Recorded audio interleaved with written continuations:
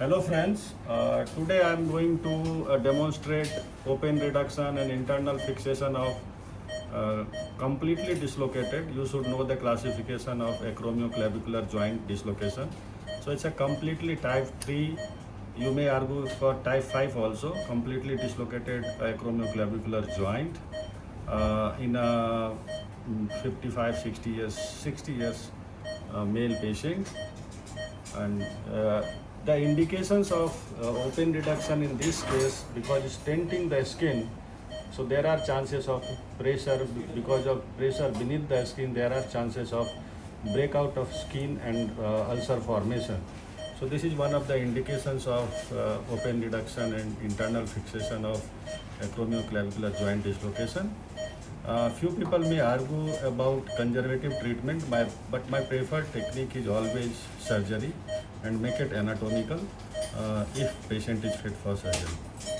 So this is the Siam picture. It's a completely dislocated AC joint, and your Siam position in such a way that you can see the whole profile of the coracoid process, because this is very important, and you and as well as your technician must know about the position of the Siam through which you will be able to see the whole profile of the coracoid process. This is very important. So I am going to do this using Endobutton and loop. So conventionally we were using hook plate for such acromioclavicular joint dislocation, but now we have shifted to hook and Endobutton. I'm not going into the details of Siam positioning. You must go through the literature related to it. You must be able to see the ring of the coracoid process and the whole profile of it for better assessment. So this is the landmark. So this is the clavicle. It's a more than 2 weeks old dislocation. So I'm not feeling any movement at the clavicle. So it's a pretty old. And this is the anterior edge of the acromion process. This is the posterior edge.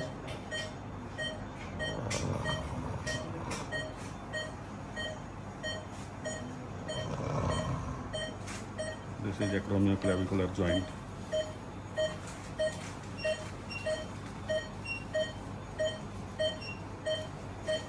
So my incision will be a straight line, just few centimeter distal to the coracoid process and up to the superior border of the clavicle. So this is my incision.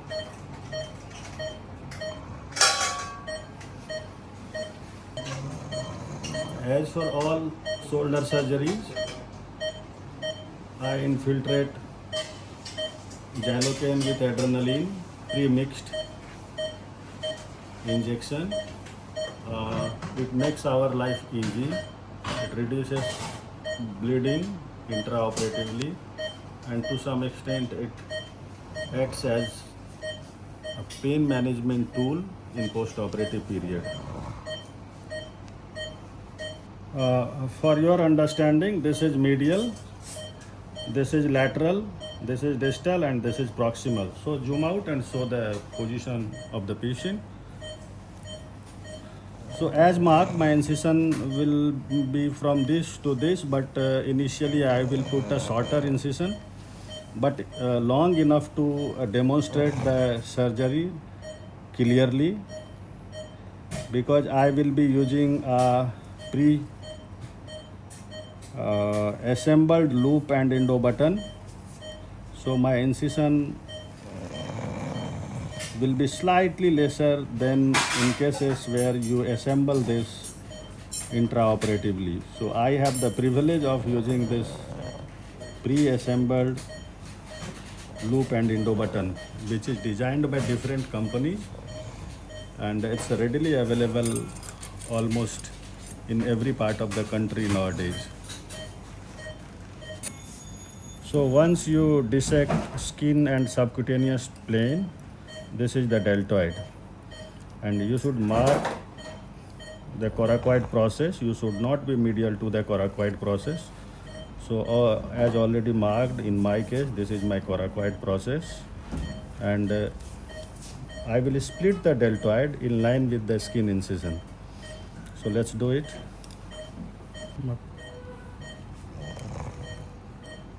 I'm splitting the deltoid.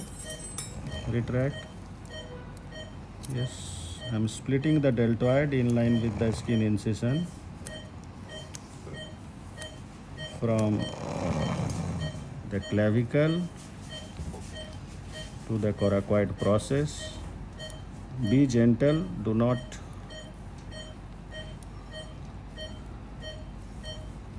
pull it forcefully. Retraction should be very, very gentle. Your tissue handling should be very gentle, because we all know deltoid plays very vital role in the function of shoulder joint. So if you damage the deltoid, the direct suction, please, impact will be on the shoulder movement and the shoulder strength.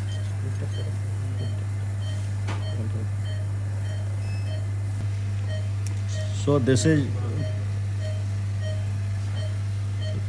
the coracoid process. So I will do a bit of release on the superior surface of the coracoid process, and it's done. Retract this.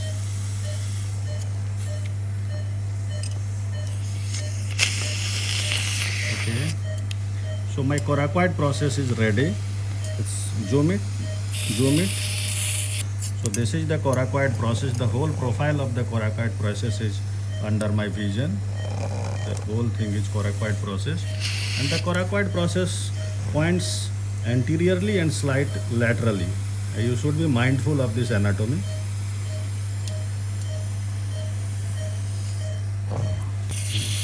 So after exposure of coracoid process, now is the turn of clavicle.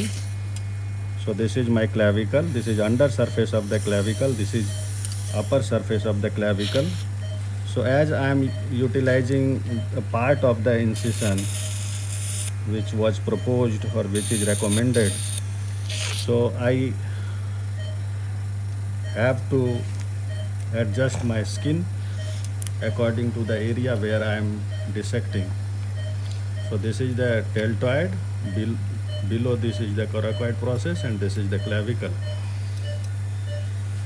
Now I am releasing the few fibers of deltoid, just to give me periosteum, just to allow the endobutton to sit over the superior surface of the clavicle. So I am releasing some fibers of deltoid just to create space for my endobutton. So it's done. No aggressive dissection is needed in this technique of fixing acromioclavicular joint dislocation. So zoom it.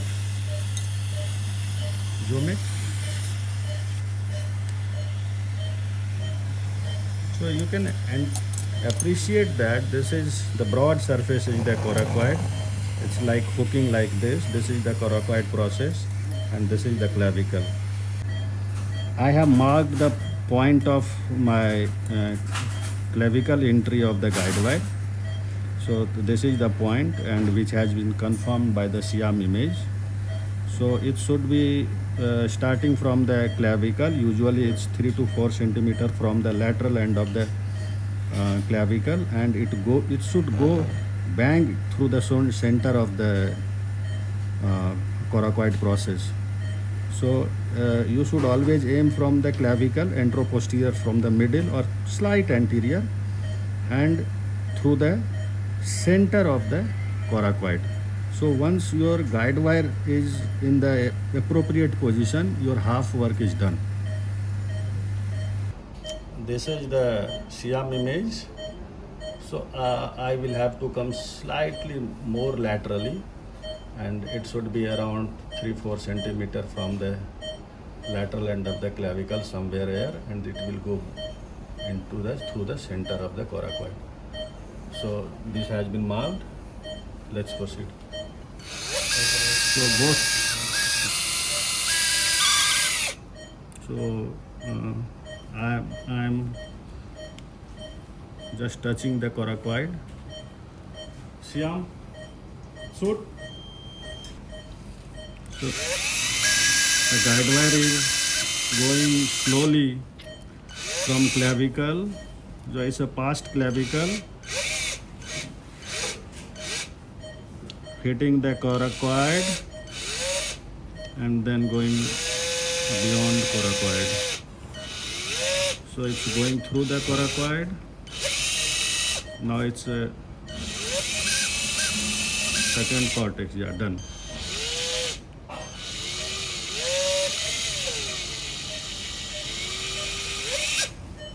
Now I can feel the guide wire just out of coracoid, and it's I can palpate the undersurface of the coracoid. It's bang in the center.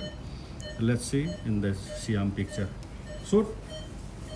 So it's pretty through the center of the coracoid only. I think this is an acceptable position, and now I will drill over it.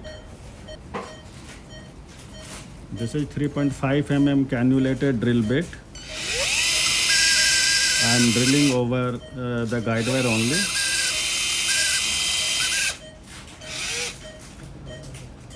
Now this is hitting the coracoid process. You should be mindful about the migration of the guide wire. It should not migrate while you are pushing your drill bit. So you should check it repeatedly by Siam whether your guide wire is migrating or not. Otherwise, it may lead to your brachial plexus and some other vital structures injury. So this is very important step. You should be checking your guide wire repeatedly through Siam just to confirm it's not migrating. So I have completed the drilling with 3.5 mm drill bit, but repeatedly checking whether my guide wire was migrating or not. That is number one problem. And the second problem is when you will withdraw your drill bit. While withdrawing your drill bit, this guide wire may come out with the drill bit. So you should be mindful of that also, and you should, if it comes out, it's not a big problem. You should just reintroduce the guide wires through the same hole, and that should be checked by the Siam whether you are through the same hole or not. So this is the implant I am going to use. This is pre-formed loop, and it's already prepared, so I do not need to prepare it intraoperatively. So this endobutton will go beyond coracoid, and then it will hook the coracoid, and this will sit over the clavicle, and then through this I will cinch and reduce the acromioclavicular joint, and finally that will be tightened. So gradually by cinching this, once this goes beyond coracoid and sits under surface of the coracoid, so my job will be easy, just to cinch this and this gradually tightening and gradually confirming in the Siam whether your reduction is exactly in place or not. So you should be mindful not to over tighten this, because if you over tighten acromioclavicular joint, there are more chances of osteoarthrosis and later on persistent pain. So it should not be too much of tightening. This through the pre-drilled hole. This part is slightly tricky. You should be through the same holes. You should not hit the coracoid somewhere else.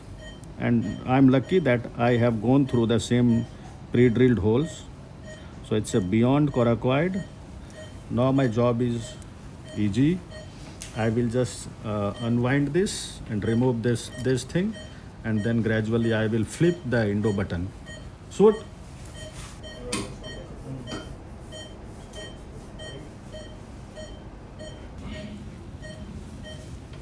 So this is out. Now I need to flip the endo button. Yes. And now the endo button is flipped, and this is adjustable loop. So you can see the flipped endo button just inferior to the coracoid. It's exactly in the center of the coracoid, and gradually by pulling my threads, the acromioclavicular joint is sitting in the position. So I will tighten it slightly more, and once it becomes anatomical, I will take a picture again. So I'm tightening it, and once I'm sure that my reduction is all right, yes, I think it's enough. Yeah, so yeah, it's sitting well because it's an old injury. I think it's around more than 3 weeks, approximately 4 weeks. So it's taking a good effort to reduce it. Although I have cleared some acromioclavicular space, but still it's taking good effort. But never mind, this is part of the procedure. You will get some old cases also, but still this is very, minimally invasive, almost minimal traumatic way of fixing this acromioclavicular joint dislocation. So I think it's done now. Shoot. So this is the final check Siam picture. So I think the AC joint is congruent, it's well reduced. Although you can appreciate slight hypertrophy of the superior aspect of the clavicle, so don't mislead by seeing that. The articular surface is well congruent in this case. So I won't over tight much. So I think this is the end point of my tightening, and finally I will accept this. Because this is pre-designed and pre-formed loop and endobutton system, so I do not need to tie it, but for security purpose I always put few knot over this, just for the peace of my mind, so that it won't slip. But if you are using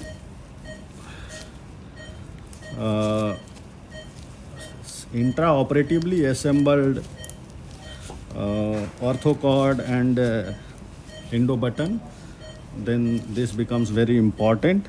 But in this case, just for security purpose, I have given few knots. So that's it. I'm cutting this, and this is the final thing.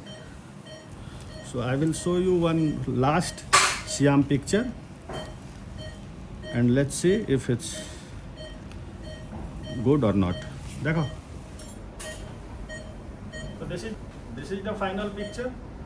I hope this is pretty acceptable. In fact, it's very much satisfactory reduction considering 3-4 weeks of injury, but still I could manage 100% of reduction with minimum effort, and that's the beauty of this implant.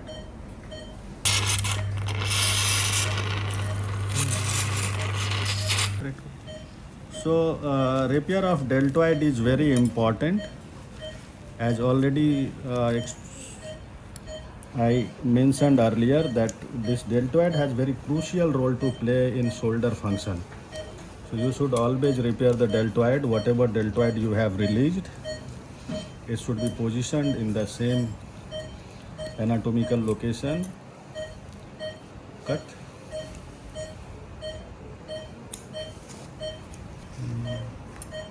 This is the repair of the deltoid which I had released from the clavicle. So after repairing the deltoid which I had released from the clavicle, so my button is well buried, and that is very important for the prevention of skin and soft tissue irritation. So that is, although this is very deep, but still if you bury it with the soft tissue, the chances of skin and soft tissue and skin irritation will be less, and you will not have to face any wound problem. So this is how it looks. Then comes the subcut layer, just to oppose the subcutaneous tissue, and then finally skin. The rest of the things are like in other surgeries. So I think this video should be helpful for those who are planning to do this open reduction and fixation of AC joint dislocation using this Endobutton and loop technique. The advantages being, you do not need to remove this. When we used to do hook plating for such injuries, it was a routine to remove this after 7 to 8 months. So, which is not at all necessary in this case. Rather, that is the biggest advantage of using this. Thanks for watching the video.